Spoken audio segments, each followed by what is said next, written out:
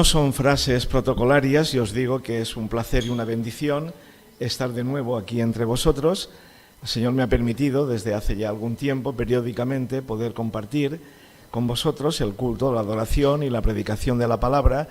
Y recuerdo que una de las últimas veces tuvimos todo un domingo por la mañana un taller de mayordomía bíblica, que espero fuera de bendición. En esta ocasión también me acompaña mi esposa Damaris y por vez primera pisa este santo lugar mi cuñada Victoria, la hermana de mi esposa. Estamos muy contentos de estar aquí con vosotros y si Dios quiere, el próximo domingo también me vais a soportar porque según el calendario que se me hizo llegar, pues tenemos esos 2 domingos y luego ya un saltito y si el Señor lo permite, en noviembre volveré a estar nuevamente con vosotros. Pero no obstante, cualquier emergencia, pues me tenéis siempre a vuestra disposición. Muy bien. Íbamos a leer, creo que iba a leer Jaime, o lo leo yo, lo que te he dicho del Evangelio de Mateo. ¿Quieres pasar a leerlo o quieres que lo lea yo? Léelo tú, por favor. Jaime nos va a leer Mateo 20, del 1 al 16, que será la base de lo que el Señor ponga entre nosotros para esta mañana, por favor. Los obreros de la viña.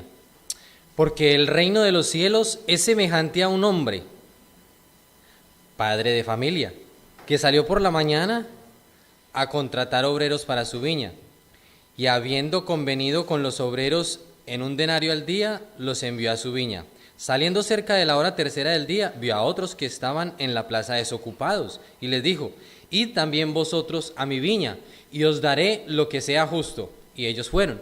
Salió otra vez cerca de las horas sexta y novena, e hizo lo mismo.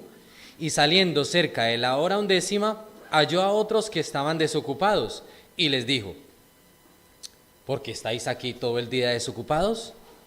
Le dijeron: porque nadie nos ha contratado. Él les dijo: id también vosotros a la viña, y recibiréis lo que sea justo. Cuando llegó la noche, el señor de la viña dijo a su mayordomo: llama a los obreros y págales el jornal, comenzando desde los postreros hasta los primeros. Y al venir los que habían ido cerca de la hora 11ª, recibieron cada uno 1 denario. Al venir también los primeros, pensaron que había de recibir más, pero también ellos recibieron cada uno 1 denario.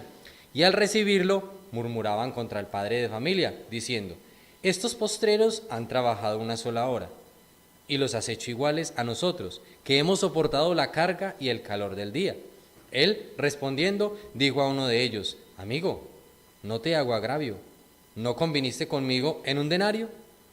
Toma lo que es tuyo y vete, pero quiero dar a este postrero como a ti. ¿No me es lícito hacer lo que quiero con lo mío? ¿O tienes tú envidia, porque yo soy bueno? Así, los primeros serán postreros, y los postreros primeros, porque muchos son llamados, mas pocos escogidos. Subiendo Jesús a Jerusalén, sí, tomó a sus 12 discípulos. 16, ya, está ahí, ¿no? Ya. Jaime, ya la palabra del Señor nos embala y es tan rica, tan profunda y tan actual que decimos, bueno, es como a veces en algunos devocionales que nos ponen como lectura modelo unos versículos. Dices, hombre, si es poco, había que leer un poco más, ¿verdad? Muy bien, y es que la palabra del Señor es tan rica, es tan profunda y es tan actual que habla no solamente a cada uno de nosotros, sino a todos juntos como comunidad de creyentes, ¿verdad? Es importante. Si tuviéramos que dar un título a esta parábola, a este pasaje que nos ha leído Jaime, podría ser Trabajo para todos. Trabajo para todos. Un anterior papa, que murió no hace mucho, Benedicto XVI, él dijo el día que fue elegido, tenía razón, decía: soy un obrero en la viña del Señor, cierto.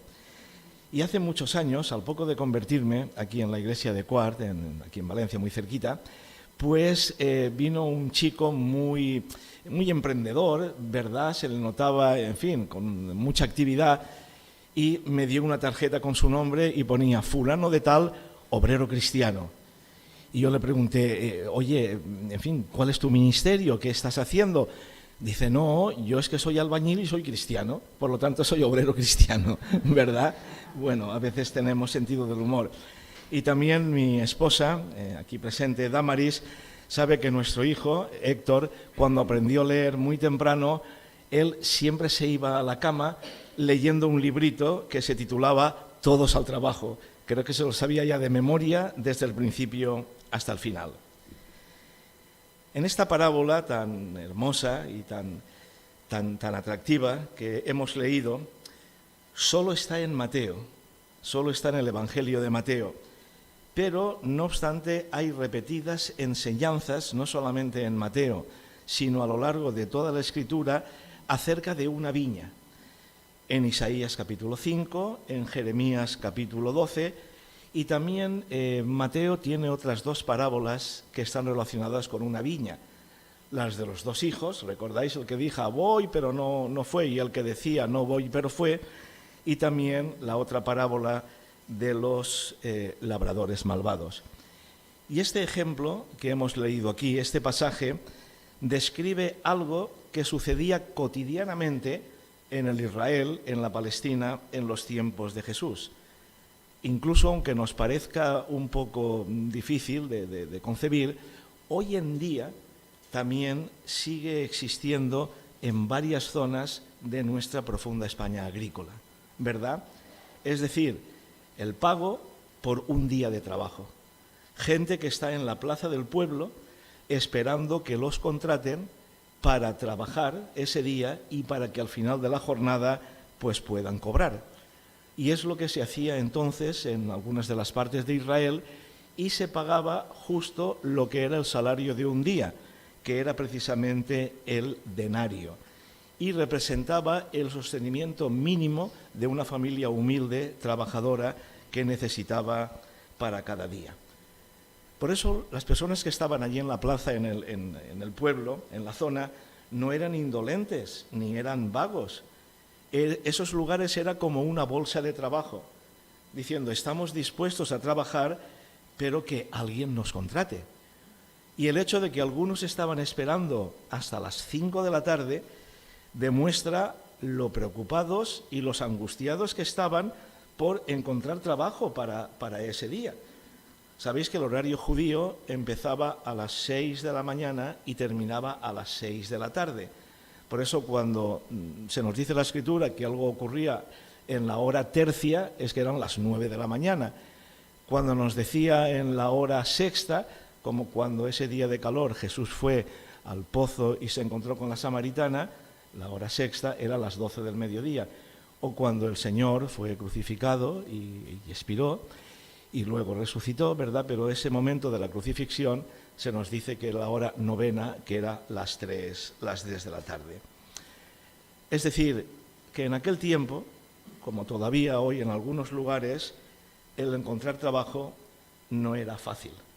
Incluso a veces hoy decimos los contratos basura que tienen muy baja de la seguridad social o que son temporeros, eventuales, con un contrato puntual por 2 meses, etcétera. Entonces todavía era peor, porque era por día, era el trabajo de cada día, y además la gente lo necesitaba porque con lo que se pagaba difícilmente se podía ahorrar para poder subsistir una familia. Hombre, no os extraña que hoy diga que aunque se vaya avanzando, afortunadamente poco a poco, el problema del empleo, del trabajo, todavía sigue siendo algo acuciante. En una reciente encuesta realizada por el CIS, por el Centro Sociológico de Informaciones Sociológicas, dicen que todavía casi hay 3 millones en España de gente desempleada, lo que representa un 12% de la población activa. Y es cierto que el encontrar trabajo todavía es difícil para mucha gente, especialmente a veces para la gente joven, que están más preparados que nunca y a veces, haciendo un juego de palabras, parece como si estuvieran preparados, es decir, parados antes de empezar. Pero lo que resulta triste es ver una persona con capacidad, con energía, con ganas y que no encuentre trabajo. Que no encuentre trabajo. Y en un sentido estrictamente laboral, hoy podemos decir que todavía no hay trabajo para todos. Pero vayamos a lo que nos importa y es a las enseñanzas de la palabra del Señor, que es nuestra norma de fe y conducta. Esta parábola tiene varias interpretaciones, todas correctas y adecuadas. La primera es la tradicional interpretación inmediata. Sabéis que después del libro de los Hechos de los Apóstoles, ¿verdad?, el nacimiento de la Iglesia, había un sector tradicional, el sector judeo-cristiano, que veía con cierto recelo la entrada de los gentiles, es decir, de los no judíos, como nuevo pueblo de Dios y con los mismos privilegios espirituales. Y sin duda el Señor, en su presciencia, da un toque de atención a los discípulos y a los apóstoles. Es como si Jesús les estuviera avanzando, diciéndoles: vosotros habéis entrado en la Iglesia desde el comienzo, pero en épocas posteriores otros entrarán a formar parte de ella, y nadie puede exigir honores y lugares especiales solamente teniendo en cuenta su antigüedad. De hecho, puede ser que existan iglesias históricas y tradicionales con años y con siglos, o quienes somos creyentes ya desde hace mucho tiempo, que humildemente tengamos que aprender de iglesias jóvenes y de hermanos y hermanas que no hace mucho que se convirtieron al Señor. La primera reunión mundial que hubo de la Alianza Bautista Mundial, es decir, lo que reúne a todos los bautistas del mundo, fue en 1905 en Londres. El 85% de los cristianos, no solamente bautistas, sino de otras denominaciones evangélicas, el 85%, repito, eran del mundo occidental, es decir, de Europa, Estados Unidos, Canadá, etc. 100 años más tarde, que tuve la oportunidad de asistir, en el año 2005, esta reunión se concentró en Birmingham, en otra ciudad inglesa, y después de 100 años, el 35% de los cristianos en el mundo eran de Europa, de Estados Unidos y de Canadá, y el 65% del resto de los países de este planeta, lo cual era significativo. Es decir, que los que somos creyentes antiguos o iglesias antiguas, que no se duerman en los laureles, porque la fe significa que tenemos que actualizarla, que tenemos que vivirla, que tenemos que ponerla al día, y que en la fe cristiana nadie vive únicamente de recuerdos del pasado, sino que hay que actualizarlos y hay incluso que proyectarlos hacia adelante. Pero también nos dice el texto que era la viña del Señor, la viña del Señor, del dueño. Y al decir que era la viña del Señor, Jesús quería decir que no era de unos cuantos señores, sino que era del Señor. Es decir, que la Iglesia, la obra del Señor, es de Dios. Y nosotros somos miembros de la misma, colaboradores de la misma, personas que estamos trabajando en la obra del Señor, pero que la obra es del Señor. La tercera epístola de Juan, muy poco conocida, muy cortita, la tercera, te habla de dos personajes. Te habla de un Diótrefes y de un Demetrio. Diótrefes decía que la iglesia era suya y el que no estaba de acuerdo con él lo expulsaba. Y punto, y ya está. Como sabéis, a veces decimos, hombre, en la época apostólica aquello era todo maravilloso y tal. Pues no, porque donde hayan hombres y mujeres hay problemas. Pero donde hayan hombres y mujeres que se tomen en serio el seguir a Jesús, el poder vivir las enseñanzas del Señor, ahí está la clave para que la Iglesia funcione como Dios manda, ¿verdad?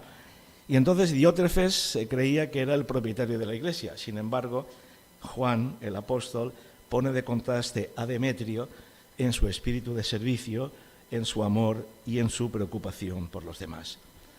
Entonces, ¿qué significa que la iglesia es del Señor? Pues que la iglesia no es de clanes, no es de algunas familias, ni de nadie en particular, por mucha influencia o dialéctica que tenga. No, la iglesia es del Señor. La iglesia no es propiedad ni coto particular de nadie. Eso es lo que está claro, porque la obra es del Señor. Lo que quiere decir que como la obra es de Dios, es en un sentido de todos los que participamos en ella. Eso es importante. Por eso Jesús dijo, edificaré mi iglesia. La iglesia es del Señor y nosotros somos efectivamente suyos. Por eso, hermanos, es importante que pensemos que la iglesia no es de ningún grupo de presión ni de nadie en particular, sea quien sea. Creemos, como evangélicos, en un sacerdocio universal, es decir, que nadie tiene una prioridad por encima de los demás. Ojo, eso no quiere decir que el Señor, a través del Espíritu Santo, da diferentes dones y cada uno debe ocupar en la iglesia el lugar de acuerdo con los dones y llamamiento de Dios. Naturalmente que sí, eso es una enseñanza de la Escritura. Y precisamente, como iglesia, hemos de tener el discernimiento y la sabiduría espiritual para elegir a las personas idóneas para cada cargo, no solamente por lo que hacen, por los dones que tienen, sino por su realidad espiritual, porque todo va unido. Y en un sentido, cuando una iglesia es madura, cuando una iglesia tiene discernimiento espiritual, cuando una iglesia está guiada por el Espíritu Santo, elige a las personas que ya ha elegido el Señor. Que ya ha elegido el Señor. Eso es importante. Pero sobre todo, tener en cuenta siempre que como cristianos, como seguidores y discípulos de Jesús, Él es el modelo, Él es el maestro. Ese Jesús que dijo, el Hijo del Hombre no ha venido para ser servido, sino para servir y para dar, gracias, y para dar su vida en rescate por muchos. Por eso cuando a veces de forma equivocada, a veces puede decir, en cualquier iglesia, no digo naturalmente en las nuestras porque eso es más difícil, ¿no? Pero en otras, bueno, ¿quién manda en esta iglesia, no? O ¿quién tiene el poder? No. El mandato y el poder es servir, es atender a los demás, es seguir el ejemplo del Señor. Quien lo ve así, quien no lo ve así, ni lo practica, no ha entendido nada de nada. Ser cristiano es servir al Señor porque la obra es del Señor, porque la viña es de Dios. Pero también es interesante una tercera perspectiva cuando nos damos cuenta de las distintas horas en que fueron contratados. Algunos trabajadores fueron a primera hora, decimos a las 9 de la mañana, a primera hora, pero otros fueron ya cuando quizá habían perdido la esperanza a última hora, a las 5 de la tarde, cuando quedaba solamente una hora para que se cerrara el día. Y eso también, hermanos y hermanas, tiene el sentido de que muchas veces el Señor nos llama en diferentes edades de la vida. A veces algunas personas han tenido o hemos tenido el gozo de ser llamados en un poco más de la adolescencia. Yo me convertí cuando tenía 16 años. Personas aquí estoy seguro que también, mi esposa y mi cuñada nacieron en una familia creyente y también desde niñas escucharon el Evangelio y aceptaron al Señor.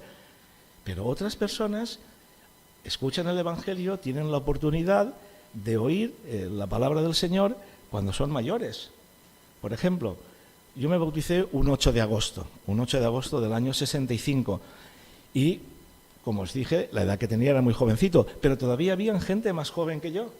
Habían 2 o 3 chicos de 13 o 14 años que también habían dado testimonio, pero había una señora, siempre me acuerdo su nombre, la señora María Albert, que iba a cumplir 75 años. Es decir, que ser cristiano no importa la edad, si cuando te llama el Señor respondes de manera afirmativa, de manera sincera y de todo corazón. No importa. Por eso, hermanos, también volvemos a la palabra de Jesús, a la palabra del Señor, de sus toques de atención, como se suele decir, aviso para navegantes. Que nadie piense otra vez, no, es que yo hace ya 50, 60 años y a mí, ¿qué me van a decir? Yo estoy de vuelta de todo y yo estoy aquí para que la gente aprenda de mí y prácticamente para que me sirva. No, no señor, de ninguna manera, ¿verdad? Hay un escritor, muy bueno, el hombre pues fue un comentarista, tenía un programa en televisión en la BBC en Inglaterra y algunas películas incluso lo contrataron como guionista hace ya muchos años, se llamaba William Barclay, tiene entre otros libros un comentario muy interesante al Nuevo Testamento y sobre este pasaje os leo algo que he recortado. Dice: Dios ama por igual a los hombres y a las mujeres y no importan cuándo entren en su reino, tarde o temprano, en el ardor de la juventud, en el vigor de la madurez o cuando las sombras ya se alargan. Es como la imagen de la ciudad santa de Apocalipsis, en la Jerusalén celestial, donde se nos dice que hay 12 puertas. Hay puertas en el lado este, que es la dirección del alba, de la aurora, cuando sale el sol, en la alegre mañana de la vida. Pero también hay puertas en el oeste, donde se pone el sol, por las que el hombre y la mujer pueden entrar cuando ya ha avanzado en años, cuando el día de la vida va declinando, pero que el Señor les llama para que formen parte de su pueblo. Hasta aquí este comentario. Y es que el reino de los cielos siempre está abierto a todos, a todos. No importa ni la edad, ni la condición social, ni las circunstancias, ni esa persona que se crea que ha caído más bajo o que no importa. Una de las herejías que hubo que combatir en el Nuevo Testamento, entre dos, una era la judaizante, cuando habían grupos que decían que para ser cristiano primero había que ser judío y había que seguir todas las normativas de la ley de Moisés. Ya sabéis, capítulo 15 del libro de los Hechos, se dijo que no, que para ser cristiano había que aceptar al Señor y punto. Pero había otro grupo que se llamaron los gnósticos y que decía que la fe cristiana solamente era para una élite, para los que habían profundizado, para los que tenían un nivel superior en todos los sentidos y solo para ellos. Y los evangelios y las cartas apostólicas echan todo eso por tierra diciendo que el evangelio es para todos, sin ningún tipo de discriminación, solamente para aquel hombre y mujer que acepta la invitación de Jesús, que abre su corazón y, como nos dice la palabra, hacemos que el Señor Jesús sea nuestro Señor y Salvador. Eso es lo importante y lo base, para todos, porque de tal manera amó Dios al mundo que ha dado a su Hijo unigénito para que todo aquel que en Él crea, todo aquel no se pierda, sino que tenga la vida eterna. Qué hermoso, hermanos y hermanas, que desde una perspectiva divina nunca es demasiado pronto ni demasiado tarde, sino que la hora en el reloj y en el tiempo de Dios para cada persona siempre es la idónea. Cuando vemos en la Escritura personas que muy pronto fueron llamados al testimonio y al martirio, como Esteban, pero también personas como esos dos ancianos que estaban en el templo, Ana y Simeón, y que se regocijaron al ver que Jesús era el Mesías prometido.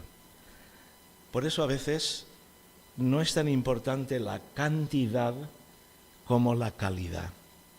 Es decir, que vivamos más o menos años puede estar bien o puede estar regular, pero lo importante es que los años que vivamos como cristianos, muchos o pocos, sean años de calidad, sean años de testimonio, sean años realmente que estemos dando ese olor, ese sabor, esa presencia del Señor, ese ser instrumentos en las manos de Dios para decir efectivamente este hombre y esta mujer es un reflejo de Jesús. Eso es realmente lo importante, ¿verdad? Que seamos personas de calidad.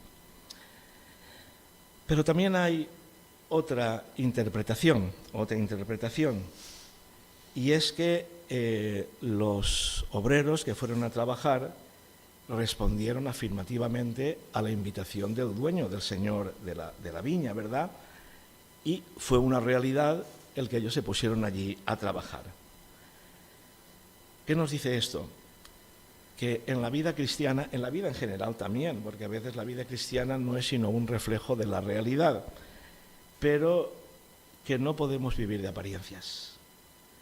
Cuando conocemos a alguna persona que quiere dar la fachada, pero que rascas un poquito y no encuentras casi nada, dices, malo.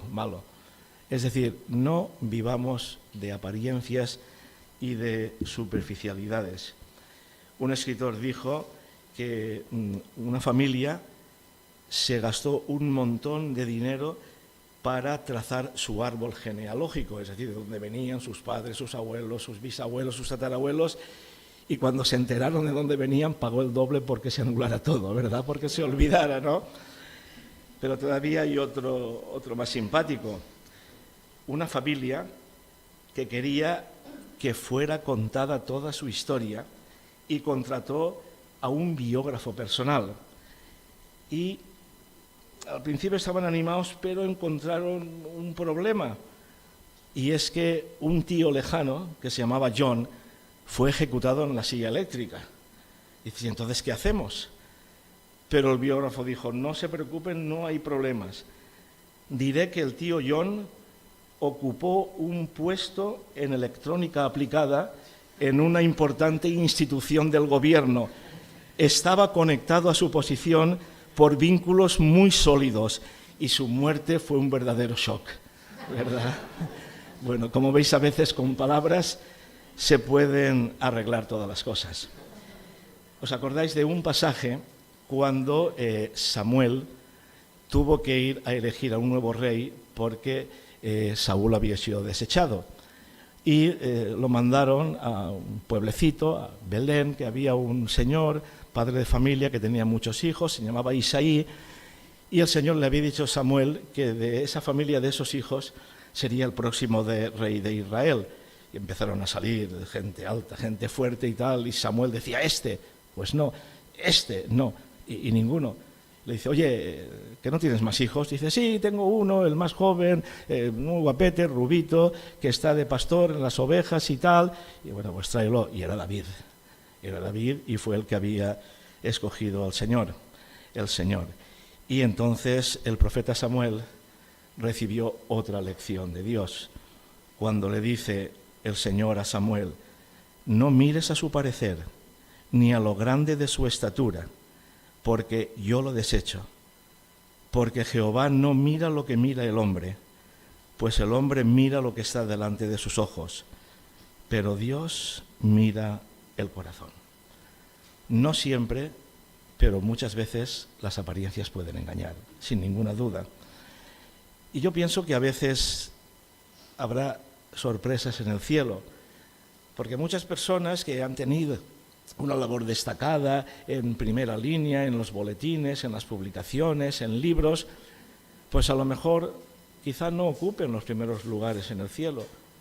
Y tal vez personas sencillas, que no han salido en ninguna publicación, que a veces pasan casi desapercibidas, que son personas con labores tal vez oscuras y calladas, pero como el Señor mira el corazón, el Señor mira la autenticidad de cada uno, el Señor en cada momento pondrá a cada persona en su sitio. Por eso, no caigamos en el error de conformarnos con lo exterior, sino ir a ver el interior de cada persona, porque eso es importante, ¿verdad?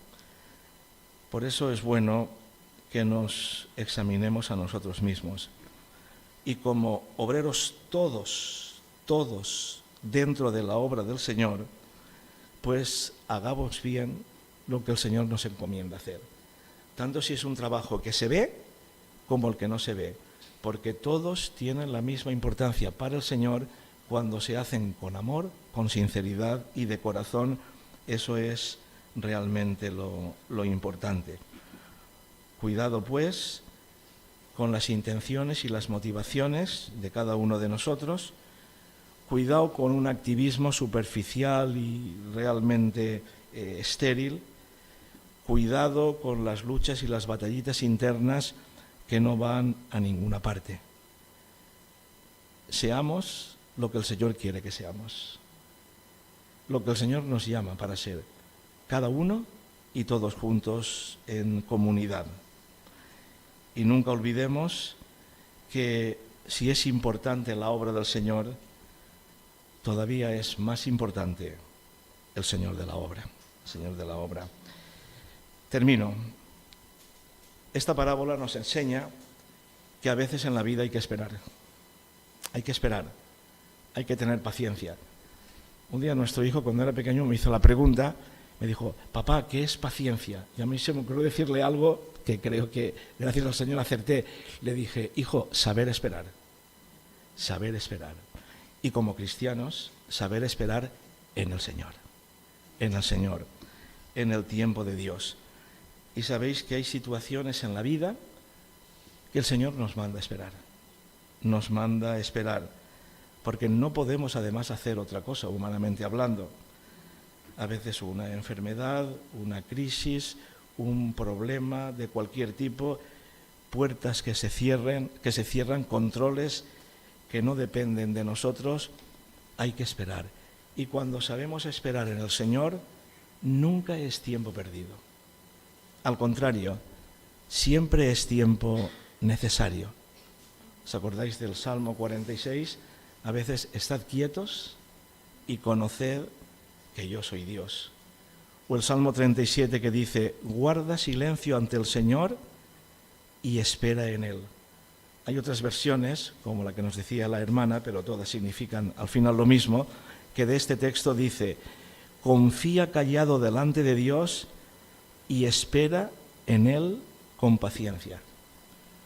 Y es que el Señor, que representa al Señor de la viña, a Dios, es bueno y es generoso y siempre paga con creces, porque Dios nunca es deudor. Dios nunca es deudor. Dios pagó igual por el tiempo que estuvieron esperando con fe y con paciencia, cuando esperamos en oración y en espíritu abierto, que cuando realmente podemos estar trabajando desde el principio. Hay dos palabras en griego, que es el que se escribió el Nuevo Testamento, que se traducen por tiempo. Una es cronos, que es el tiempo cronológico, ¿verdad? Hoy es domingo 16 de julio y son pues casi las 12:20, ¿verdad? Pero hay otra palabra que es kairos, que es el tiempo oportuno, el momento necesario, el tiempo en el reloj de Dios. Cuando Pablo escribe a los Gálatas y dice: en el cumplimiento del tiempo, cuando tocaba, de acuerdo con el Señor, en el cumplimiento del tiempo, Dios envió a su Hijo. Moisés esperó muchos años hasta que Dios le dijo que había llegado el momento de actuar, y que él no lo esperaba, porque ya no era un niño, ¿verdad? Pablo estuvo 3 años en Arabia después de su encuentro con Cristo. Había que madurar. El pueblo de Israel estuvo 70 años de cautiverio y aprendió la lección, porque el pueblo de Israel pudo cometer errores después de esos 70 años de cautiverio, pero nunca más cayó en la idolatría. Nunca más cayó en la idolatría. Y tenemos que saber esperar en el Señor. Y quizás es una asignatura que tenemos que aprender. Alguien dijo que para contestar nuestra oración, a veces el Señor se toma su tiempo, pero que nunca llega tarde. Siempre Dios actúa en el momento oportuno. Aunque nos cueste a veces digerirlo, Dios siempre nos da lo que necesitamos en el momento que se lo necesitamos. En el momento que se lo necesitamos. Bien, hermanos, ¿qué nos dice la palabra del Señor? Que en la Iglesia, en la obra de Dios, en la viña del Señor, no existe el desempleo espiritual. En la viña del Señor hay trabajo para todos. Trabajo para todos. Y la pregunta es, ¿ya has encontrado tu lugar en la obra de Dios? ¿Ya has encontrado lo que Dios quiere aquí en esta comunidad, en esta iglesia, en tu vida, en la familia, verdad? En Génesis 12:15, que nos habla de Abraham, dice, y salieron para ir a la tierra de Canaán. Y a la tierra de Canaán llegaron. Cumplamos la voluntad de Dios en nuestras vidas. Lleguemos a la meta del propósito y la voluntad de Dios que tiene en nuestra existencia terrenal. No importa en qué tramo del camino nos hayamos incorporado, sino que esa incorporación sea auténtica, sea sincera, sea realmente como debe de ser. Prosigamos con fe y perseverancia en los caminos que Dios ha diseñado para cada uno de nosotros, pero para todos juntos como comunidad de creyentes. Y recordemos las palabras de Jesús. Corramos con paciencia la carrera que tenemos por delante, puestos los ojos en el Señor. Que nada ni nadie nos desvíe del camino marcado por el Señor. Y aunque en la viña hayan piedras, o hayan ramas con pinchos, o fango, o barro, o otras cosas que nos dificulten el avanzar, incluso zonas oscuras, sigamos adelante en el Señor, porque el Señor siempre nos ha prometido que estará a nuestro lado en todo momento, pero todavía más si cabe en los momentos de dificultad. Y como dijo Nehemías, este gran hombre del Antiguo Testamento, cuando querían distraerlo y apartarlo de la obra que Dios había puesto como objetivo en su vida, les dijo, tengo una obra muy importante que hacer y no puedo ir a vosotros. Y nos dice la palabra que el muro se construyó y se cumplieron los objetivos bendecidos por Dios. Es mi deseo y mi oración para cada uno de vosotros, queridos hermanos y hermanas, y para esta iglesia, que se cumpla en vosotros la voluntad y los propósitos de Dios, que son hermosos y que tenéis delante de vosotros para cumplirlos con fe, con perseverancia y con amor. Que el Señor os bendiga.